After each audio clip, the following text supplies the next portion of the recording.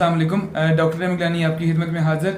और आज मैंने अपने स्टूडियो पे इनवाइट किया है डॉक्टर ज़ुबैर अहमद खोखर साहब को, जो कि मेरे उस्ताद मोहतरम भी हैं और पेरिनल डिजीज़ के हवाले से एक बड़ा माना जाना नाम है, जो कि DHQ के अंदर कंसल्टेंट सर्जन भी मौजूद हैं यहाँ पे।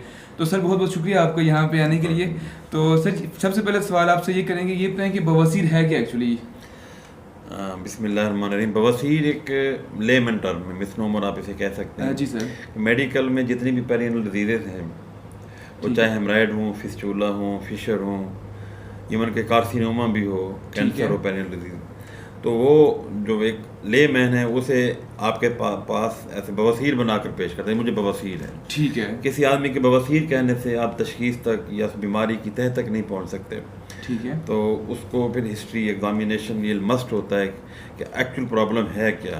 तो जब भी हमारे पास यानी पेशेंट है तो उसको हम ये कहेंगे बवासीर ना क्या, अब एक्चुअल आप प्रेजेंट कंप्लेन बताएं। प्रेजेंट कंप्लेन बताएं। तो सर इसकी मुख्तलिफ टाइप्स क्या हैं या इसकी क्या अकसाम क्या हैं इसकी?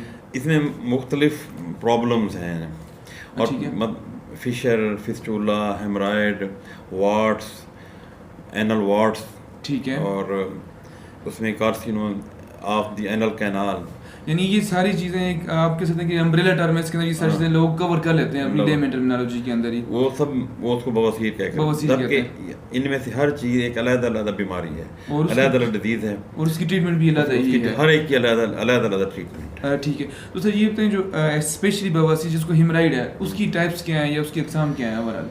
आपका अच्छा सवाल है। ये जो जितनी भी प्रॉब्लम पै रहे हैं उनमें से एक तो हर एक की टाइप्स अलग है, ठीक है, और उनमें जो मोस्ट कॉमन है हेमराइड, जो कि जिसको लोग बवासीर भी कहते हैं, मौके भी कहते हैं, वो बेसिकली ब्लीडिंग प्रॉब्लम है। एक आदमी को पहले खून आता है डेफिकेशन के साथ, फिर उसके बाद उसको मौका बाहर निकलता है, फिर छोटा मौका होता है, फिर उसे बढ़ जाता है, ठीक है, फिर के बाहर रहते हैं, उसकी 4 डिग्रीज हैं। हम उसको एग्जामिनेशन के बाद उस स्टेज तक पहुंचते हैं कि उसको क्लासीफाई करने के लिए कौन सी उसको टाइप है, या उनकी हर डिजीज़ को क्लासीफाई करने के लिए पेशेंट का की हिस्ट्री और एग्जामिनेशन ज़रूरी है। ठीक है।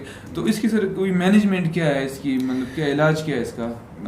मैनेजमेंट भी इनकी या इलाज भी टाइप के मुताबिक है, हर टाइप का और हर स्टेज का अलग इलाज है। ठीक है। फिशर का अलग है, फिस्टोले का अलग है, हेमराइड का अलग है, कार्सिनोमा का अलग है, और फिर हेमराइड या उसमें फिर उसकी स्टेजिंग की जाती है, फिर हर स्टेज का अलग है। ये नहीं कि आप किसी एक पेशेंट कह देंगे आपका फलां इलाज है। ठीक है। तो इनिशियल स्टेज पे पकड़ा जाता है इजीली? हाँ, अगर पेशेंट इनिशियली प्रेजेंट करें तो वहाँ पे हेमराइड, अगर फर्स्ट डिग्री हेमराइड है, पेशेंट आपके पास जल्दी आता है, ठीक है, तो आपको फर्स्ट डिग्री हेमराइड में इंजेक्शन क्लियोथेरेपी ट्रीटमेंट ऑप्शन है, उससे उसकी बड़े बड़े ऑपरेशनों से या बाद में कॉम्प्लिकेशन से उसकी जान छूट जाती है। सर तो एक थोड़ा सा मेरी अपनी कन्फ्यूजन भी थी कि अक्सर लोग मुल्क की मरबत में जाते हैं हेमराइड्स के इलाज के लिए या ओवरऑल मुख्य आप कह सकते हैं, तो वो उसके पीछे साइंस क्या है या क्या मिथ क्या है, वो क्या करते हैं वहाँ पे ऐसा? बेसिकली जो पेरिनल डिजीज़ हैं, लोग शर्म की वजह से या सोशल डायनामा की वजह से डॉक्टर के पास प्रेजेंट नहीं करते, अपने पेरेंट्स को नहीं बताते, ये या अपने दोस्तों के साथ डिस्कस नहीं करते, वो हमेशा छुपा के काम करते हैं, छुपा के रखते हैं। वो फिर लोगों में मशहूर है भेड़ चाल पाकिस्तान में कि ये नहीं देखते कि वो जो आदमी जो ट्रीटमेंट कर रहा है वो उसके लिए क्वालिफाइड भी है या नहीं है। तो वहाँ पे जाते हैं और फिर मसलन आपने देखा कि किसी को बैक प्रॉब्लम है, बैक के कह के तो जी हवेली लखा जा रहे हैं, ऐसा ही है। इसी तरह किसी कोई और प्रॉब्लम होती है फलां जगह पे, ये सारे जो लोग हकीम बैठे हैं क्वालिफाइड लोग नहीं है, उसमें कोई आदमी क्वालिफाइड FCPS सर्जन नहीं है। ठीक है। वो लोगों की जहालत का फ़ायदा उठाते हैं, ठीक है, और लोग उनके पास जाकर फिर काफ़ी लोग वहाँ से कॉम्प्लिकेशन के साथ ठीक है, इवन के फॉरनियर गैंग्रीन, सीवियर इन्फेक्शन, ठीक है, उसमें काला यरकान, एड्स और उसके प्रॉब्लम मैनीफोल्ड इंक्रीज होकर फिर आप मुख्तलिफ सर्जन हैं जो हमारी सोसाइटी में, आप उनको विजिट कर देखें कि हर एक के पास 2-2, 3-3, 4-4 कॉम्प्लिकेशंस आ रही हैं, कॉम्प्लिकेशन के पास प्रेजेंट करते हैं। तो finally sir at the end आप अवाम को क्या एक शॉर्ट सा मैसेज देना चाहेंगे इस हवाले से?